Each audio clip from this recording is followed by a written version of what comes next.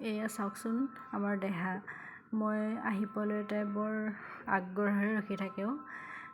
মই প্ৰায় ডিউটিৰ পৰা আহি পাওঁতে 4:30-5টা বাজি যায় আৰু আহি পোৱাৰ লগে লগে তাই যে কি ফূৰ্তি, কেনেকুৱা মানে বেলেগ ফূৰ্তি পায় আৰু এক্টিঙো বেছি আকৌ। তাইৰ এতিয়া বৰ্তমান 9 মাহ চলি আছে। মই 11মান বজাত প্ৰায় ওলাই যাওঁ আৰু তাই সেই সময়খিনি আইতাক দেউতাকহঁতৰ লগতেই কটায় আৰু মই আহি পোৱালৈ খুব মানে আশাৰে ৰখি থাকে।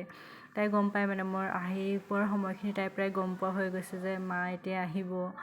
মানে 4:30-5টা বজাত মানে তাই উৎপাত আৰু তাই আহি পেলাই ৰাস্তাত ৰখি থাকিব মোলৈ আৰু আহি পোৱাৰ লগে লগে চাওকচোন গোটেই দিনটো আইতাহঁতৰ লগত থাকি মোলৈ চাগে কিমান আশাৰে ৰখি থাকিল। কিন্তু উপায় নাই, কি কৰিম আৰু কৰ্তব্যৰ তাগিদাত তেনেকৈ যাবই লগা হয়। ফূৰ্তিটো সাংঘাতিক বেছি হৈ যায়।